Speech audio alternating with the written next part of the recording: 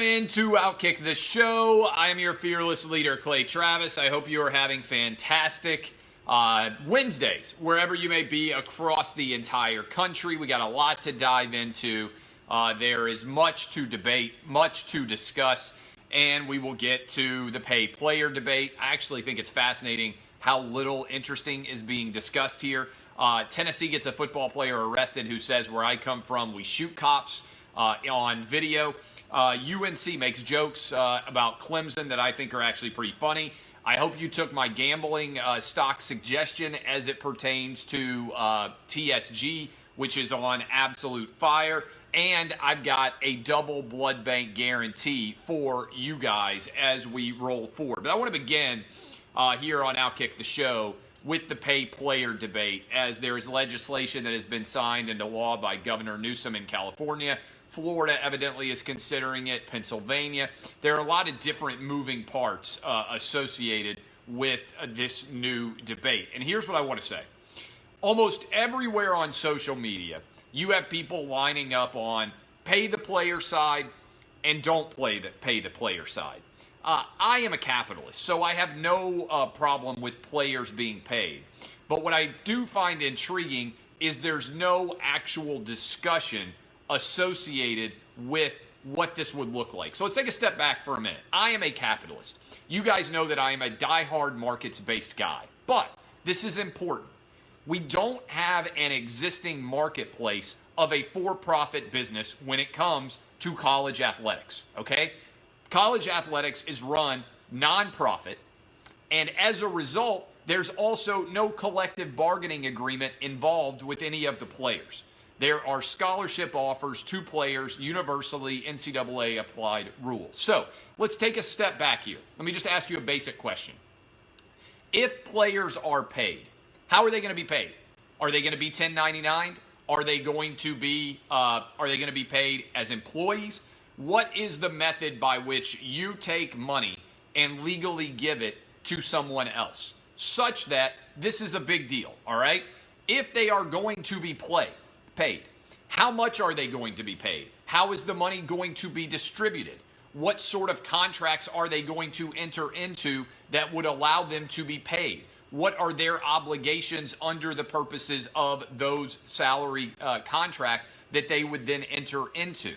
Are they going to have to pay for their scholarship? Will they still receive a scholarship as payment? If they are being paid to play, then there's no argument that a scholarship is necessarily involved. Who is going to determine what endorsements? If you're going to say, okay, well, they're just going to receive endorsements. Who's going to determine what endorsements are permissible? Let me give you an easy example here. A lot of schools are sponsored by a shoe company. The shoe company pays tens of millions of dollars to an individual school in order to outfit all of their athletes in a particular gear. What happens if a player decides to sign a shoe contract with a brand that is different than the shoe company that is already paying tens of millions of dollars to the school? Well, there's a conflict. Players are required to wear the shoes of the school contractually already. So you couldn't have a situation, say, where Under Armour is the presenting sponsor of Auburn, let's say, and a player decides that he wants to have a Nike deal. Well, you can't have a Nike deal because you're already got the school signing an Under Armour deal. If individual players are going to get shoe contracts in college, then you're pulling tens of millions of dollars out of the athletic department budget on a year-to-year basis.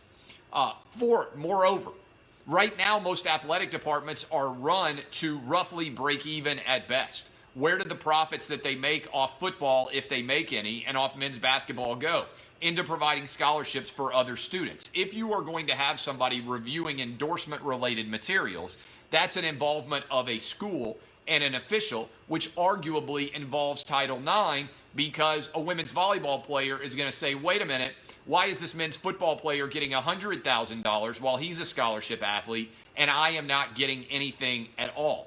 All of these are incredibly complicated questions that rise well above the question of should you or should you not pay the players. Everybody wants to yap back and forth about whether players should be paid or not. Very few people ask how. And let me ask you this question. If you are a player and you want to be paid by a booster, let's say, Wouldn't you rather be paid by a booster under the table so that your income is not taxable and you're receiving it in cash rather than get 1099 by some booster who is going to then require you to report that to the IRS so that you're going to pay 40% self-employment tax as a part of that process? Are players going to keep their money and take the money out and pay all of the taxes owed on whatever money they receive to be players at a collegiate level? Most employers withhold tax. Is somebody going to withhold tax? Are they going to be 1099'd as free agent, freelance contributors? There are so many complexities here that very few people are actually contemplating. And again, if you remain on scholarship, this is a mess. I think maybe there's an opt-out provision where a player could decide not to remain on scholarship, much like if, for instance, you sign a baseball contract. If you sign a baseball contract and then come back and play another sport, you have the team pay for your scholarship instead of you being on scholarship. But then that starts to raise all sorts of interesting questions because you should have to count against the scholarship limitation because otherwise boosters will pay for all these guys' college tuitions, and then you'll end up in a situation where teams are signing 150 players again, which was the purpose of knocking down over-signing all over again. So the point on the pay-player dispute is it's far more complicated than just about everybody out there wants to acknowledge that it actually is. This is a messy, messy situation that is fraught with peril on many different angles. And the reality of it is, if you have followed college athletics at all, everybody's going to try to find ways to exploit this system just like they exploit the existing system. So if anything, if you followed the shoe lawsuits involving Adidas, the criminal charges, Nike allegations, everything else, most top players are already receiving money. Many of them. There aren't that many players that are that valuable. Here's the other thing. How does the market actually assess value here when many of the top recruits actually don't pan out? Only half of 5 stars in America end up getting drafted.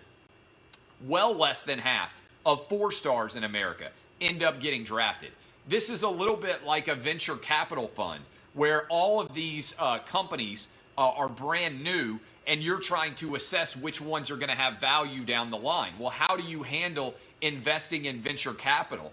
You go out and you buy a lot of different companies or invest in a lot of different companies, knowing that in the vast majority of them, you're not going to actually make any money on them. So if you don't have a percentage of the athlete's future earnings, other than a few wins, what are you buying? I just don't think the dollars would be as substantial as many people seem to actually believe. Now, maybe there's 25 guys in America that would get a lot of money if they were selling their services to the highest bidder, but then you would need to have some form of salary cap applied because it wouldn't make sense for a handful of schools to suddenly be able to spend all of the money and not even have to count those guys as scholarship players. So I think this is complicated. I think it's really, really complicated. One method that somebody just floated that I have thought could make sense is you go out and you buy equity in players, right? Players turn themselves into a stock fund. You go out and you buy equity in those players. And then if they later become superstars, they're obligated to pay back the people who invested money in them early a return as a venture capital type system, right? And then you could go out, you could invest in 20 players, and you would hope that one day one of them would turn into, I don't know, Tom Brady, and you'd be able to retire off the income that you make off of him. But that would be something that only poor players would elect to do, because if you have the wherewithal, why would you want to sell asset in yourself when it's relatively low cost if you think your ceiling is ultimately going to be substantial? And this comes back around to the question that I think culminates here and is a good one. Whatever you make in college is a pinprick of what you would make as an actual professional. The value for college is in preparing you to make all of the money as a professional. Really paying college players only make sense for the guys who are decent college players but are not going to have any kind of college career at all. And those guys don't have much value. So I think this is messy. I don't believe that many people have intelligently sat down and thought about this. I'm a markets guy. I'm a capitalist. But college sports is not market-based capitalism. If it were, then many of the relationships and arrangements that exist for college sports wouldn't exist. You would run the company trying to maximize profit as opposed to run the company so that you can give all the profits you make back in scholarships to student athletes who will never be able to pay for the scholarship that they receive. Because that's where almost all of the money goes now. And I don't think a lot of people have thought about that. The way that college athletics is predicated now is the money that is made off football and by some schools off men's basketball rolls back in to all the other scholarship athletes who receive a free ride that would never be able to receive a free ride based on market-based economics. In other words, you may love track and field, but no track and field athlete would ever receive a full scholarship if they had to be able to pay based on their talent for the market to support them. And the same thing is true of swimming, diving, field hockey, soccer, all of these sports that soak up substantial amounts of scholarship dollars would never pay for themselves based on a markets-based approach. Which is why I think maybe the solution here that the NCAA could work out is you have an opportunity to opt out of the scholarship model, much like exists now in the world of if you, back in the day, Chris Winkie signs as a baseball player, decides to come back to college as a college football player, and he's then rich because he's made millions of dollars off baseball or whatever he made, and he's able then to pursue an additional career as a football player. But that's the only way I can possibly see it making sense is you opt out of the existing scholarship structure, because otherwise everybody out there is going to immediately file a bevy of lawsuits, and it's probably going to happen anyway, arguing that whatever football players get, women's volleyball players are entitled to. And whatever basketball players get, women's basketball players are entitled to it. So this is a completely messy situation that is not being talked about in a very intelligent fashion. And certainly the way to resolve it is not to have 50 different states haphazardly drafting their own legislation with the idea that they are going to somehow solve it. You can't have a 50-state solution to a national issue. It just doesn't make any sense. So this is really pretty intriguing to follow. And as a capitalist and as a businessman, I don't know exactly what the solution is to how that money is going to be distributed. And I don't know how you do it in a way without the schools being involved, which in some way involves Title IX. Also, this is so complicated that it's happening in real time, and I don't know what the solution to this is going to be, but I know it's going to be messy. All right, any questions out there from you guys? Any questions out there? Somebody said business person, please. What would you call someone who has created a multi-million-dollar business founded by himself? I would call that a business person. Maybe you have a different definition for what you would like to call that. I call someone who creates out of nothing a multi-million-dollar business a business person. That's literally the job itself. So if you have created a multi-million-dollar business out of nothing, I would say that you are a business person too. If instead you are sitting around making $40,000 a year, hoping to one day be able to afford a Toyota Corolla, you're probably not a business person. You're probably an employee. Just kind of way to think about it. All right, so any good questions out there? Any good questions about pay to play? I haven't seen any actual good questions so far. I don't know why anybody would worry about it. But the college football or college basketball fans have anything to worry about. I don't know why you would worry. I don't know why you would worry. It's not like the sport is going to go away. There's a huge demand for the number of players who would love to go play college sports for a scholarship, okay? There's a huge number of high school football players who are insanely good that would cut off a pinky to be able to play major college football. So this idea that there's not going to be some massive demand for college football or college basketball, to me, is kind of crazy. The real solution here, to me, that makes complete sense and makes it very easy to follow is there should be no age restrictions. If you want to become a professional, you should be able to go pro. We shouldn't restrict anybody from going pro. College, every college sport should be governed like baseball. And if you're not familiar with baseball's draft rules, it is this. You can go pro and get drafted at 18 years old. You can negotiate for the greatest possible signing bonus you can imagine at 18 years old. But if you decide that you don't want to go pro then and enter into minor league baseball to work your way towards Major League Baseball, you go to college and you commit to that college for 3 years, and then in 3 years they have a draft and you can leave. Every single sport should be the same as baseball. I don't see why this is complicated. If you don't want to go to college, you shouldn't have to go to college. You should be able to go straight into trying to earn a living. The XFL is going to allow 18-year-olds to come straight into their league. If an 18-year-old wants to go straight into the XFL and train for a few years and make $80,000 a year, they can do that. If they would rather go to college, get an education, and then come out potentially in 3 years, or maybe never come out because you didn't turn out to be good enough, but you got a college scholarship anyway, you can do that. The same thing could happen with the G League in the NBA, or you can let people go straight to the NBA. If at 18 you are good enough to go to the NBA, go. If you're not, go into the G League. If not, commit to college for 3 years, just like college baseball players do. And then when you come out in 3 years, you can go. That to me seems like a really rational solution to an otherwise convoluted problem. And it would be completely within the issues of the law, right?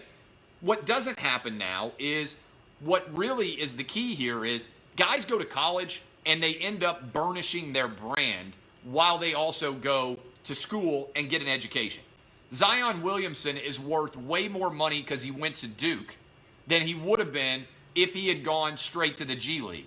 People don't buy G League jerseys. They don't watch G League games, okay? The reason why Zion Williamson was valuable was because Duke was on his jersey and Duke gave him a platform to reach millions of people. That allowed him to make the salary that he did when he eventually goes pro. So the challenge here is, a lot of people don't understand that. People root for the name on the front of the jersey, and ultimately that ends up benefiting the name on the back of the jersey. Your fan base is wherever you go. Tim Tebow played for Florida. Initially, that was why Florida Gator fans cheered for him. It moved from rooting for the name on the front of the jersey alone to moving for rooting for the name on the front and the back of the jersey, which unlocked millions of dollars in value for Tim Tebow going forward. Florida made him a brand. You become a bigger brand if you play in college. It's an investment in yourself. But you don't have to do that. You can go play in Australia, like one of the top basketball recruits is going to do this year. You can go play in China. You can go play in Israel. There are lots of places outside of the United States where you can go and unlock your value. But this is, to me, the real value of college is it makes you a star. It makes people care about you when you get to the NFL. If the audience isn't very big for the XFL or the G League, then you're going to have to make yourself a star once you actually become a professional. And look, that can happen. There are lots of guys who become stars at college and don't pan out at the pro level. And there are lots of guys who were never stars at the college level that become stars at the pro level. Ultimately, your talent on the pro level is what dictates how much money you're going to make, not your talent on the college level. All right. And by the way, some people ask this question all the time. Somebody just said 18-year-olds in the XFL sounds problematic. We don't have a problem in this country with giving 18-year-olds guns and telling them to walk around Afghanistan. We don't have a problem with giving 18-year-olds guns and telling them to walk around in Iraq.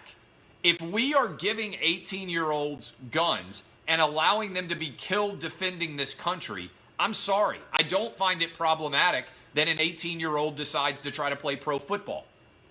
That's a choice. They'll survive. So far as I know, an 18-year-old has not died playing pro football yet. That is a choice. In America, we allow adults to make choices.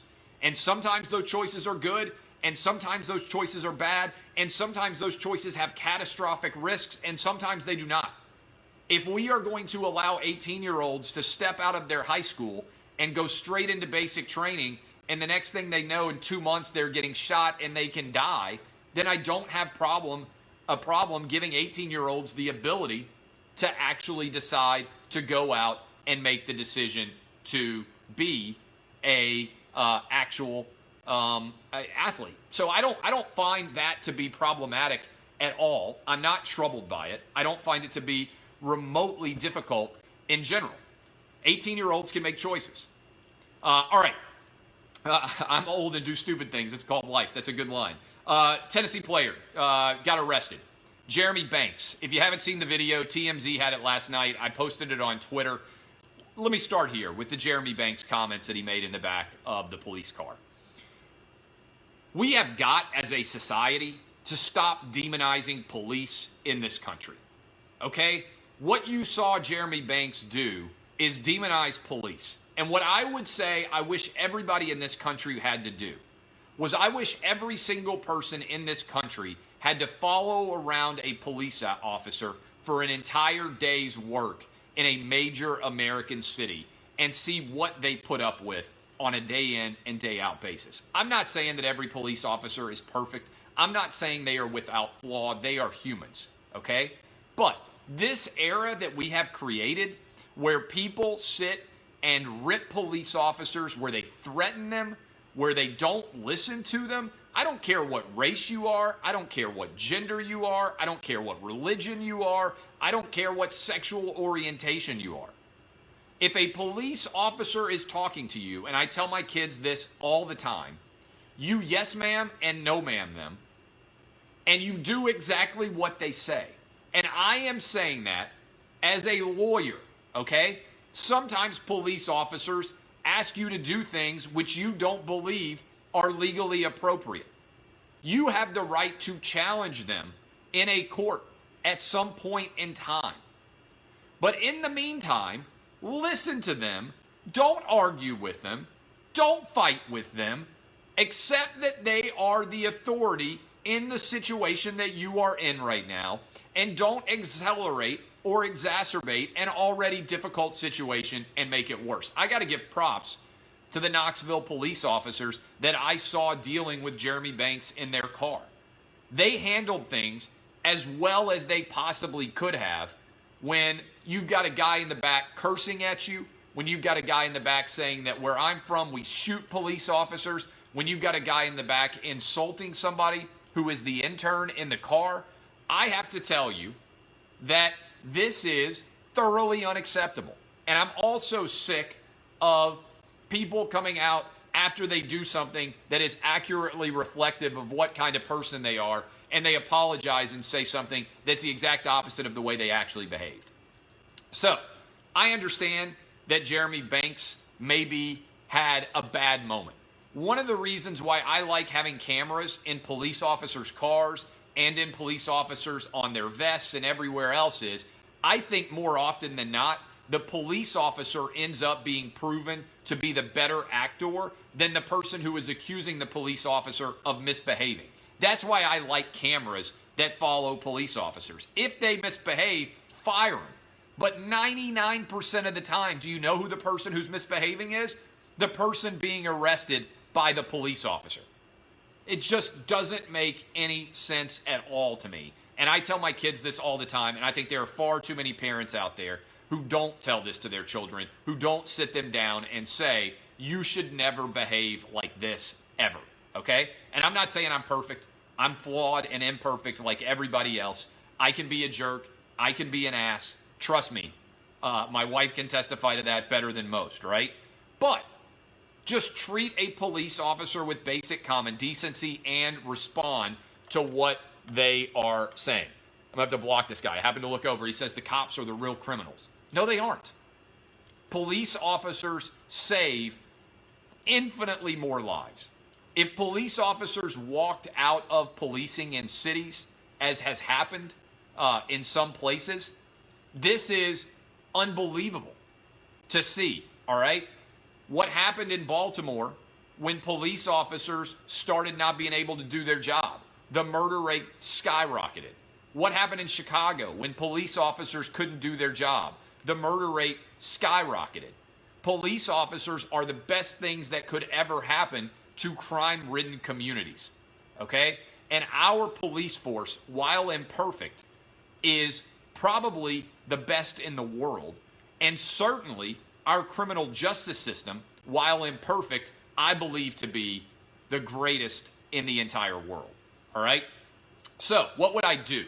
How do you respond to an incident like this if you are Jeremy Pruitt? If you haven't watched the video, you can watch it. I make this kid, for the next several months, volunteer at the Knoxville Police Department. I put him on the clock with the Knoxville Police Department so he can see what they actually do on a day in and day out basis, so that he can understand why his perceptions of police are totally wrong. And so hopefully he can become a window and witness into providing more accurate understanding of what police do. Now, I'm fortunate. I went to law school and I got to interact with police while I was in law school. I did some criminal law. I got to be involved and see what police officers did. And I think, like many jobs, if you follow them around for a substantial period of time, you will understand how hard they work and how good almost all of them are. So I don't know that kicking him off the team does any good. Sending him back to Memphis, sending him to Last Chance U, he's clearly got bad ideas. He has a gift of football. I would try to use that gift to help him expand his horizons and learn more, rather than sending him away right now for what basically was a stupid, uneducated, college kid, idiot rant, okay? I didn't see anything that was so violent. I don't want him at the school. I'm disappointed that he used the words that he did and that he has the opinions that he has, but I think he can learn, all right? I think he can actually learn something going forward, and I think this is an educational opportunity for Jeremy Pruitt with all of the other kids that are on his team, to give them a better understanding of what police could do, and also to make him a more useful member of society than he would be if you just kicked him to the curb and didn't allow him to try to experience and allow his football talents to flourish and hopefully lead him better places. All right? So those are my thoughts on the UT video in general. Let me say this. I loved what UNC did to Clemson fans. I thought it was a perfect thing to do to make fun of Clemson fans during their game.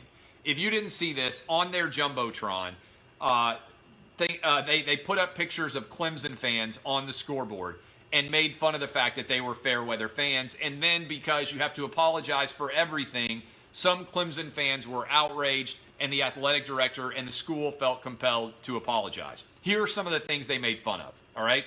Things that Clemson, put a picture of Clemson fans and said, thinks that Clemson is in Georgia. Pretty funny, all right? Can't name Clemson's last head coach. They were putting up pictures of Clemson fans and just putting captions underneath them. Also, a Patriots fan thinks the fridge is just a kitchen appliance. Okay, that is all great stuff, all right? I love all these jokes. You're at a visiting stadium. They're poking fun at you in a lighthearted and funny way, okay? And you couldn't actually handle it, so you got outraged and complained to the university. I wish that UNC had said, you know what? Sorry, you're total losers. We had some lighthearted humor about a rival. We put it up on our Jumbotron. If you want to make jokes about UNC fans next year that are funny and relatively inoffensive, feel free to take aim at our fan base next year when they come down to Clemson. Good, lighthearted humor is what we need more of in this country today. Fewer people who feel compelled to take offense is what we need infinitely more of. We need a lot less people who are whining all the time. And moreover, we need people in positions of power to not try to apologize to the people who are whining all the time. This is why the country has become so deranged as it is right now. So Clemson fans who actually complained, DBAP, actually grow up a little and grow a sack. Hope you took my stock recommendation. It's a tough day for the stock market right now, but one of the best performing stocks out there is the Stars Group. I told you a while back, hey, go buy all these sports gambling companies and hold them for the next 5 years or so. I hope you listened to me. My gambling picks have been far from flawless, but the stocks that I have told you to buy and hold are the stocks that I'm buying and holding myself, and they've actually done pretty well. If you bought WWE, you made a lot of money. If you bought Twitter, you've made a lot of money. And I hope some of you bought the Stars Group, because I think you would have made a lot of money today. It's up like 35 or 40% today. Fade the stocks pick guy. It has not been good. All right, final segment. I'm tapping the vein. Let me take a drink of water here so I get fired up. Make sure that my voice is working. I have for you this week a double blood bank guarantee. Tap the veins, boys and girls. First double blood bank guarantee of the year. We're going to the SEC. We're going to the swamp. Auburn is going on the road, and they are going to cover the 3 or 2.5 if you're fortunate enough to get it at 2.5. I got it at 2.5 earlier this week. They're going to cover the 2.5 or the 3. I hope you can get it at 2.5. And the under is going to hit. Double blood bank guarantee. The under is going to hit in this game. It's around 47.5 or 48, depending on where you shop.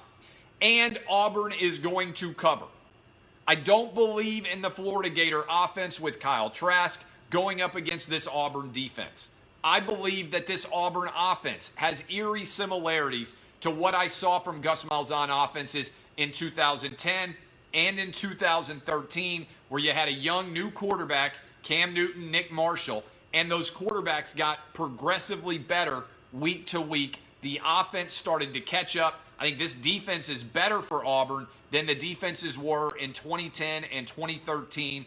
Auburn is tested. They played well against Oregon in a neutral site game, and they played well on the road against A&M, took control of that game early. It continues down in the swamp.